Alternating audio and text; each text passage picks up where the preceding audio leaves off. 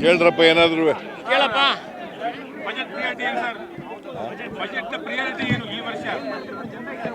Budget ಮಾರ್ಚಿನಲ್ಲಿ ಮಂಡಿಸೋದು.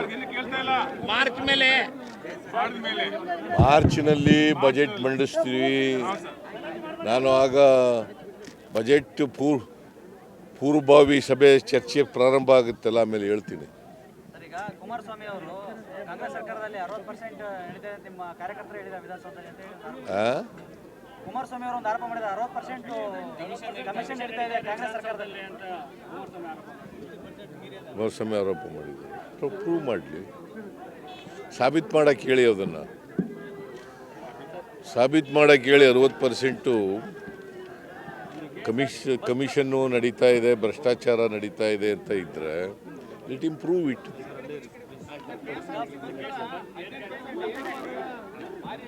ಬರೀ ಆರೋಪ ಮಾಡೋದಲ್ಲ, ಆರೋಪ ಮಾಡಿದ ಮೇಲೆ ಅದನ್ನು ಸಾಬೀತು ಮಾಡಬೇಕಲ್ವಾ. ಆರೋಪ ಮಾಡಿದ ಮೇಲೆ ಅದನ್ನು ಸಾಬೀತು ಮಾಡ್ತಕ್ಕಂಥ ಕೆಲಸ ಮಾಡಬೇಕಲ್ವಾ. ಬರೀ ವಿರೋಧ ಪಕ್ಷದವರು ಬರೀ ಆರೋಪಗಳು ಮಾಡೋದೇ ಕೆಲಸ ಅಲ್ಲ. ಆರೋಪಗಳನ್ನು ಮಾಡಿದ ಮೇಲೆ ಆರೋಪಗಳನ್ನು ಸಾಬೀತು ಮಾಡ್ತಕ್ಕಂಥ ಕೆಲಸನೂ ಕೂಡ ಮಾಡಬೇಕು, ಮತ್ತು ಆರೋಪಗಳನ್ನು ದಾಖಲಾತಿಗಳ ಮೂಲಕ ಮಾಡಬೇಕು. ದಾಖಲಾತಿ ಇಲ್ಲದೇ, ಆಧಾರ ಇಲ್ಲದೇ ಆರೋಪಗಳನ್ನು ಮಾಡಬಾರ್ದು.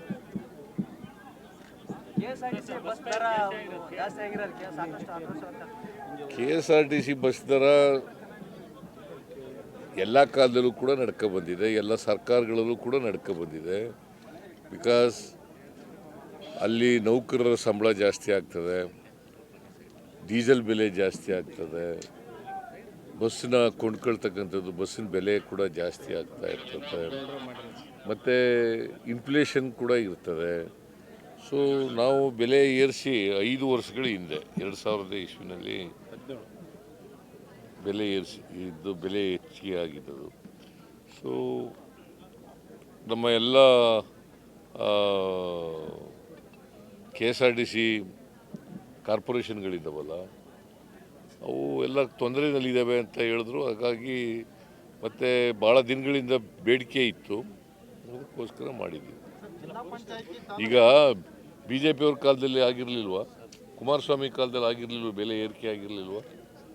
ಇಲ್ಲ, ಮಾಡಿಲ್ಲ ಅಂತ ಹೇಳಲಿ ನೋಡೋಣ. ಹಾಂ, ಈಗ ಕೇಂದ್ರ ಸರ್ಕಾರದಲ್ಲಿ ಮಾಡಿಲ್ವಾ, ರೈಲ್ವೆ ದರ ಏರಿಸಿಲ್ವಾ? ಹಾಂ,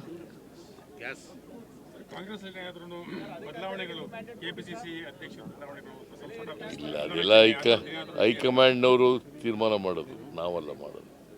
KPCC ಅಧ್ಯಕ್ಷರದು, ಚೀಫ್ ಮಿನಿಸ್ಟ್ರದು ಎಲ್ಲ ಹೈಕಮಾಂಡ್ನವರು ಏನು ತೀರ್ಮಾನ ಮಾಡ್ತಾರೆ ಅದು. ಯಾವುದು ಖಾಲಿ ಇದ್ದಾವೆ? ಹಾಂ, ಹೌದೌದು, ನಾಗೇಂದ್ರ ಅವರದು ಹೈಕಮಾಂಡ್ನವ್ರ ಜೊತೆ ಮಾತಾಡಿ ಅದನ್ನು ಭರ್ತಿ ಮಾಡ್ತಕ್ಕಂಥ ಕೆಲಸ.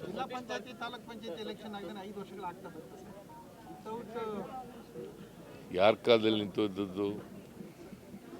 ಯಾರ ಕಾಲದಲ್ಲಪ್ಪ ನಿಂತೋದದ್ದು? ಅದು ಯಾವುದೇ ಸರ್ಕಾರ ಅಲ್ಲ, ಕೋರ್ಟ್ ಮುಂದೆ ಹೋಗಿದೆ, ಕೋರ್ಟ್ನಲ್ಲಿ ಇತ್ಯರ್ಥ ಆಗಬೇಕು. ನಾವು ಎಲೆಕ್ಷನ್ ಮಾಡೋಕ್ಕೆ ತಯಾರಾಗಿದ್ದೀವಿ. ಎಲೆಕ್ಷನ್ ಮಾಡಲಿಕ್ಕೆ ತಾಲೂಕು ಪಂಚಾಯತಿ, ಜಿಲ್ಲಾ ಪಂಚಾಯತಿ ಚುನಾವಣೆ ಮಾಡಲಿಕ್ಕೆ ತಯಾರಾಗಿದ್ದೀವಿ. ಯಾವಾಗಾದರೂ ಕೂಡ ಚುನಾವಣೆ ಮಾಡ್ತೀವಿ.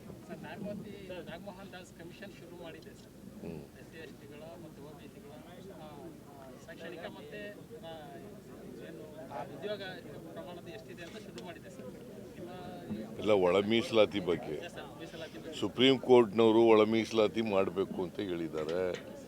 ಆದರೆ ಕೆಲವರು ಎಂಪಿರಿಕಲ್ ಡಾಟಾ ಇಲ್ಲ ಅಂತಕ್ಕಂಥ ಇದ್ದರಿಂದ ನಾಗಮೋಹನ್ ದಾಸ್ ಅವರ ಅಧ್ಯಕ್ಷತೆಯಲ್ಲಿ ಸಮಿತಿಯನ್ನು ಮಾಡಿದ್ದೀವಿ. ನಾವು ಒಳ ಮೀಸಲಾತಿ ಮಾಡಲಿಕ್ಕೆ ಬದ್ಧರಾಗಿದ್ದೀವಿ.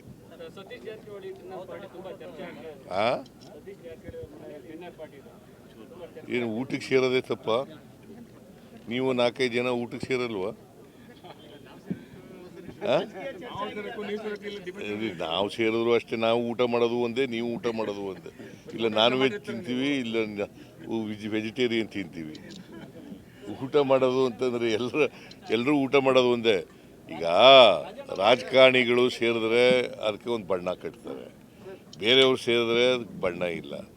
ಊಟ ಮಾಡೋಕ್ಕೆ ಸೇರಿದ್ರು. ಈಗ ಭಾಳ ಸ್ಪಷ್ಟಪಡಿಸಿದ್ದೀವಿ, ಅಲ್ಲಿ ಯಾವುದೇ ರಾಜಕೀಯ ಚರ್ಚೆ ನಡೆದಿಲ್ಲ.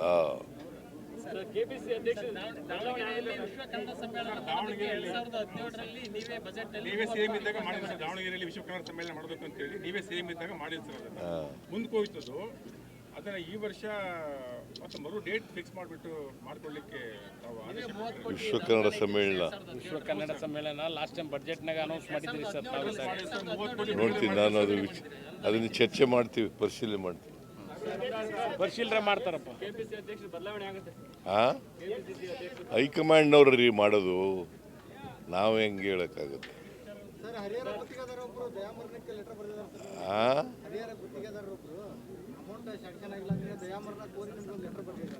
ಲೆಟ್ರ್ ಯಾರಿಗೆ ಗೊತ್ತಿಲ್ಲ ನನಗೆ. ಅದು ಏನು ಅಂತ ವಿಚಾರ ಮಾಡ್ತೀವಿ. ಸರ್ಕಾರದಾಗ ಐತಂತೆ ಬಿಡುಗಡೆ ಏನೋ ವಿಚಾರ ಮಾಡ್ತೀವಿ. Thank you.